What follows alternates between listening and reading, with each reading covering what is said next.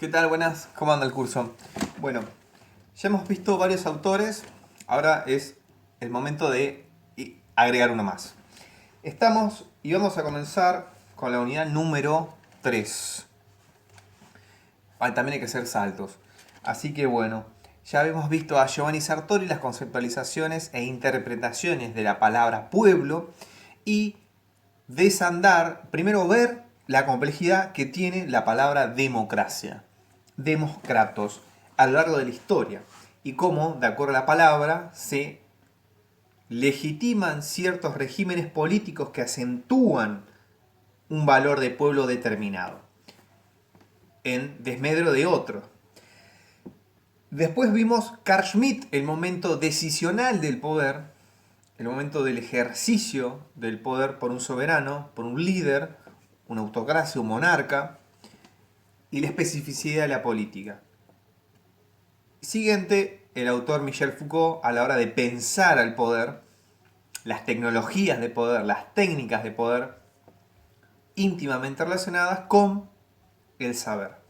Ahora es el momento de ir por Enrique Dussel. Enrique Dussel, en su libro, vamos a ver un pequeño fragmento de esta obra que se llama Política de la Liberación, Historia Mundial y Crítica, del año 2007, editorial Trota. Es un filósofo y teólogo argentino nacido en la provincia de Mendoza y radicado en México, en la República de México, a principios de los años 70. Bueno, lo que nos va a decir Enrique Dussel y a propósito de esta selección de fragmentos que hice, que consta de 12 páginas, es entender la conformación, el ideario, el pensamiento de las élites políticas en el momento postcolonial, es decir, post la emancipación de las Américas o fractura del pacto colonial con la metrópoli de Hispania, de la corona española. Ver específicamente el pensamiento de esas élites cultas, letradas, de esos criollos y los problemas que acechaban al nuevo orden y el proyecto político para cada uno de los países. Ya bien que tenemos que decir que la Argentina, en el momento de la ruptura del pacto colonial, no existía. Entonces no hay que hay que ser cautos, tomar muchas precauciones a la hora de pensar el pasado. Es un ejercicio que siempre hay que realizar, de pensar el pasado, desnaturalizar el presente.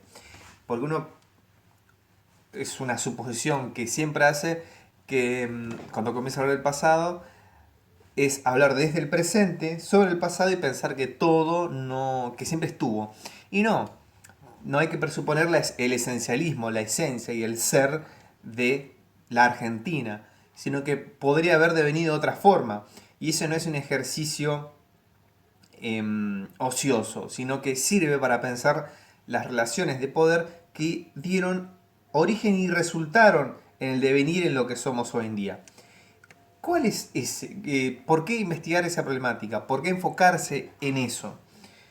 Vamos a ver las corrientes de pensamiento que eran predominantes en esa época, en el momento postcolonial, en el siglo XIX, y que atravesaban a todo el ideario en Europa. Y cómo, si se quiere, se puede pensar que el régimen político proyectado para el caso de la Argentina era imagen y semejanza a cómo se veían las élites cultas y letradas pensadas por Europa. Entonces, vamos a decir que hay que entender a la modernidad, al pensamiento positivista. Después tienen que ver qué es el positivismo, ya lo imagino que lo habrán visto, pero es recordar y tenerlo presente.